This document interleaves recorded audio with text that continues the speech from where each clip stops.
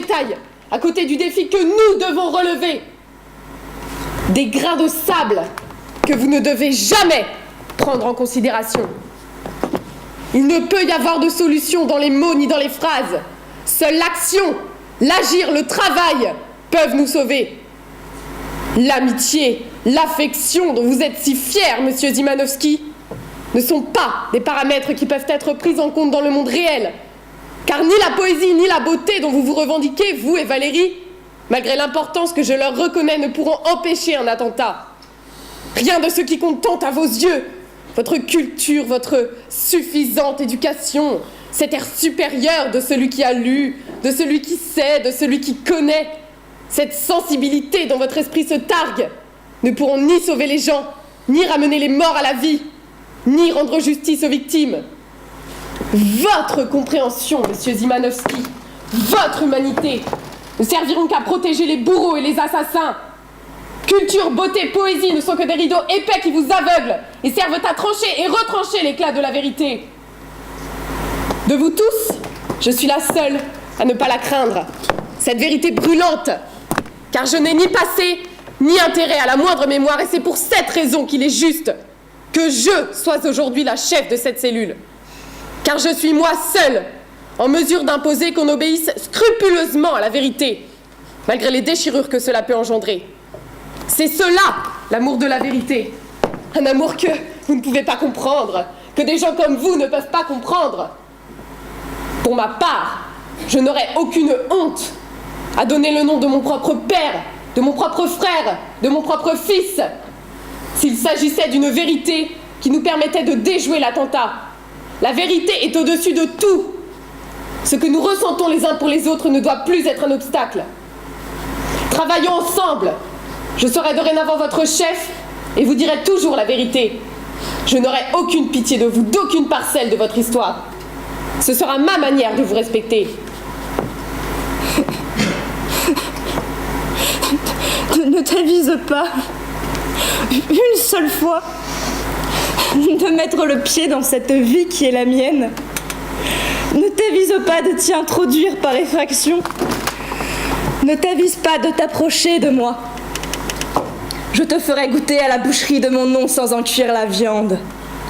Je pourrais te dévorer, Pascal. Crois-moi, je sais ce que c'est que de dévorer. Je pourrais te dévorer. Je pourrais te dévorer.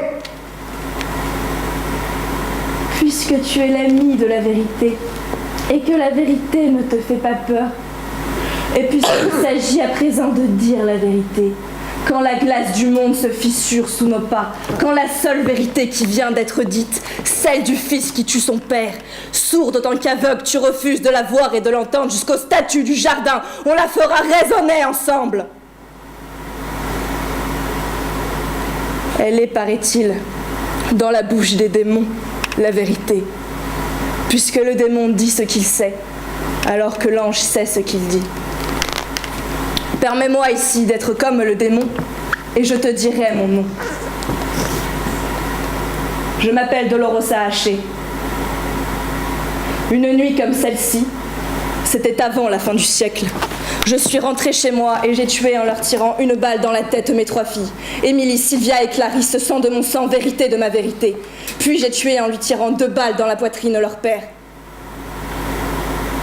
J'ai assassiné mes enfants. Et cette vérité est tout entière liée au battement de mon cœur. À mes impressions, mes sentiments, ma vie, mes amours, ma raison, mon être, à tout cela qui n'est pour toi que du détail.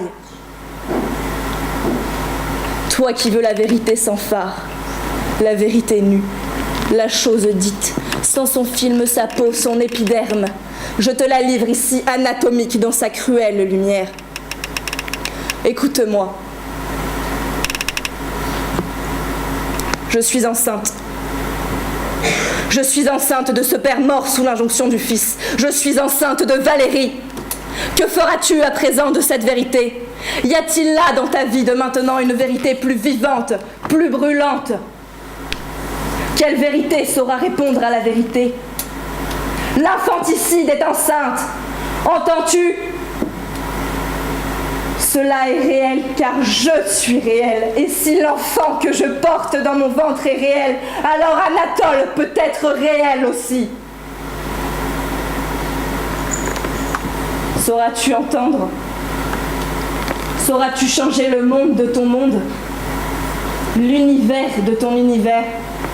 Et voir que ce qui se dresse devant nous n'a ni patte avant ni patte arrière, car ce qui est là et que tu veux arrêter de tes propres mains est un trou troué, immémorial chagrin, donnant accès à la chute, trou noir inversé propulsant à des années-lumière toute possibilité de sens et de rémission. Comment feras-tu pour te battre contre un trou? Comment feras-tu pour te battre contre un poète qui a rencontré sa chute?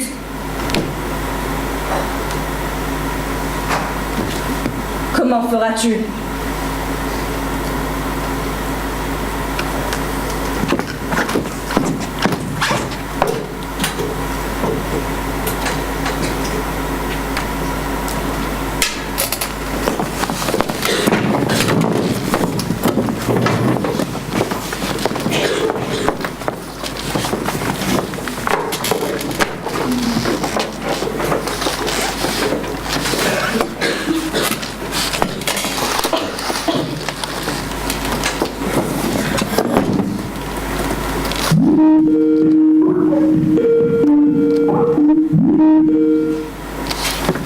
Ta mère m'a dit que tu avais des soucis à l'école. Ouais, bah, c'est un devoir sur la beauté. Qu'est-ce que, pour moi, c'est quoi la beauté? Ok. Et alors, en quoi ça consiste?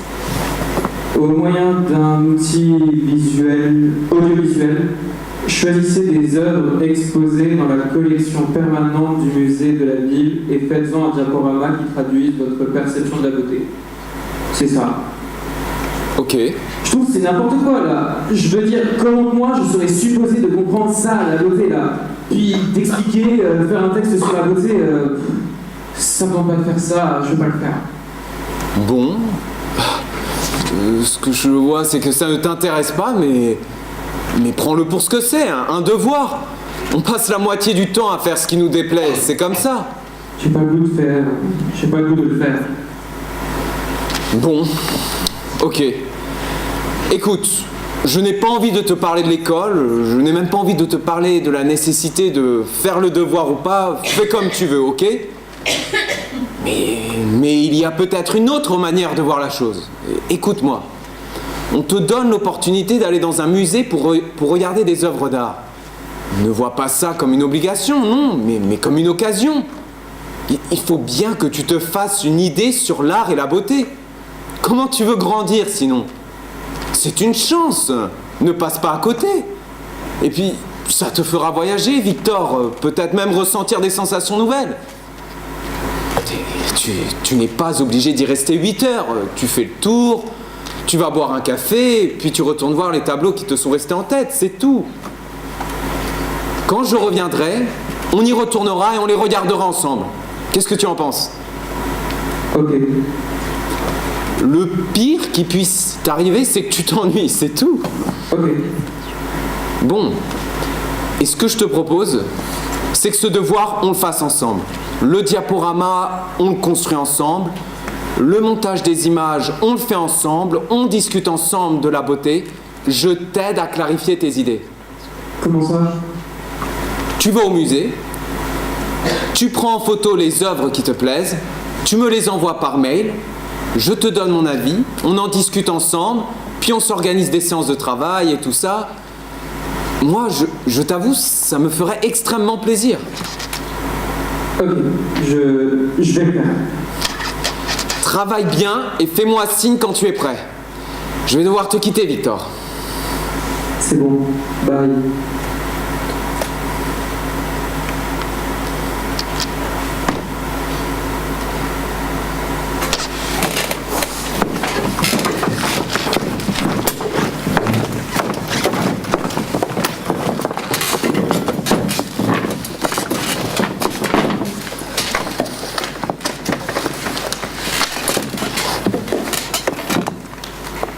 Leur parler de poésie leur a paru comme une tentative de sabotage de ma part.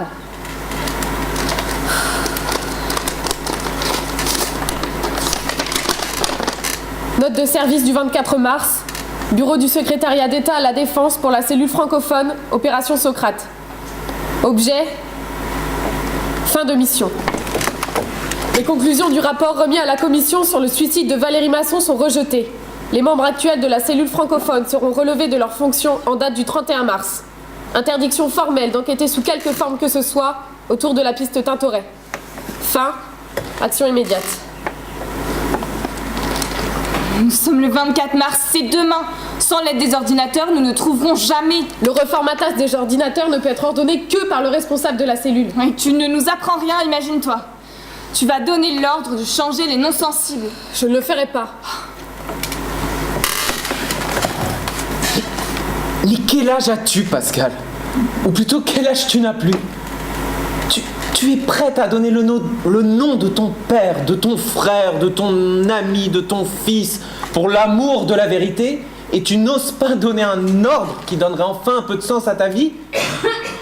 Tu défais Éléanore et tu trembles devant l'autorité? De quel côté tu te trouves? Que fais-tu ici?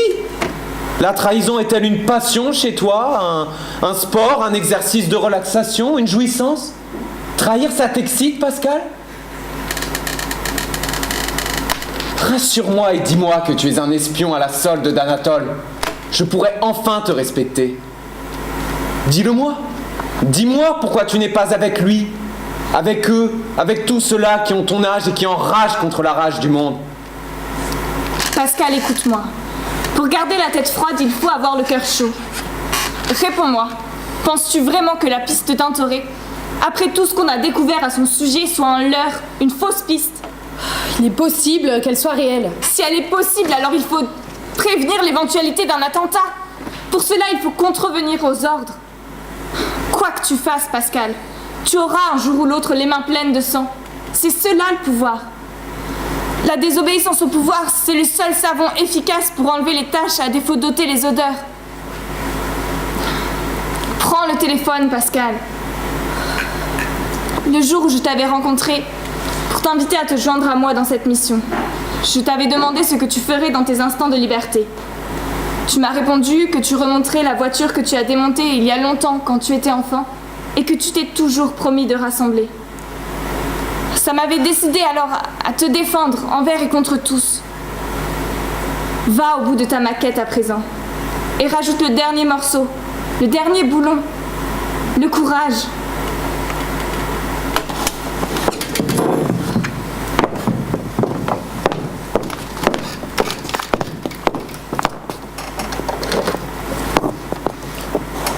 Liste des mots sensibles en date du 24 mars. On va les changer. C'est un ordre. J'en prends la responsabilité. Eh bien, c'est un pari. Je change les mots. Je dicte. Poésie, rêve, enfance, beauté, résistance, mots, mort, monde, amitié.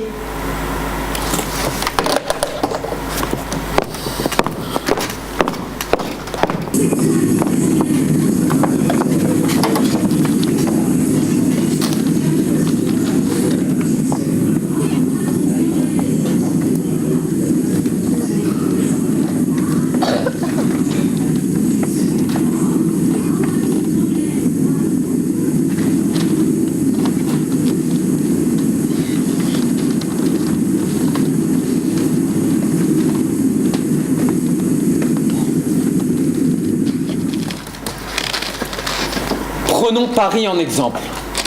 La longitude et la latitude interceptées indiquent le point de repère pour superposer le tableau du Tintoret. À présent, dans le message, l'ange n'est pas seul. Il y a cette phrase. La porte est dans le plafond, il y a donc une clé. J'ai regardé le plafond, je trouve les angelots. En les comptant attentivement, j'en compte 21. 21. J'ai essayé avec une carte, une photo satellite qui montre Paris à 21 000 pieds d'altitude. Je trouve quoi? Sur quoi tombe l'œil du Saint-Esprit? Le musée Picasso. J'ai appliqué la même règle sur les autres villes, ça donne New York, Museum of Modern Art. Londres, Tate Modern. Padoue, chapelle des Scrovini. Saint-Pétersbourg, musée de l'Ermitage. Berlin, Dodge Guggenheim Museum. Tokyo, Bristol Museum of Art. Montréal, musée des Beaux-Arts de Montréal. Et tout ça à partir d'un tableau. Il faut donner l'alerte. Des musées. Des musées.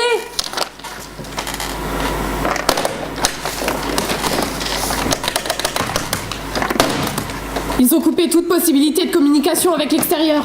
Il faut prévenir les musées. Impossible! Il doit bien avoir un moyen d'atteindre l'extérieur. Oui, des signaux de fumée. Oh merde, et qu'est-ce qu'on peut faire? Simplement espérer qu'on est devenu fou et qu'on a imaginé tout ça. Ce n'est pas possible de rester ici et de ne pouvoir rien faire. Si c'est ça le plan, les attentats auront lieu exactement au même moment. Il est quelle heure? 4 heures. Au Japon, il est déjà 18 h. Il faut attendre.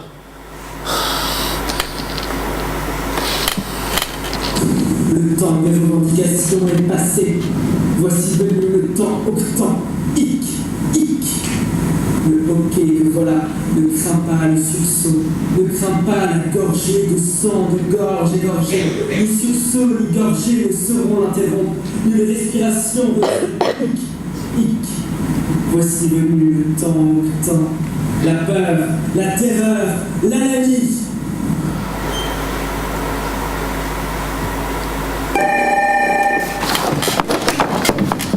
Allô? Bien sûr? Bien sûr. Quoi? Oui. D'accord, je m'en charge. L'attentat a eu lieu il y a 5 heures.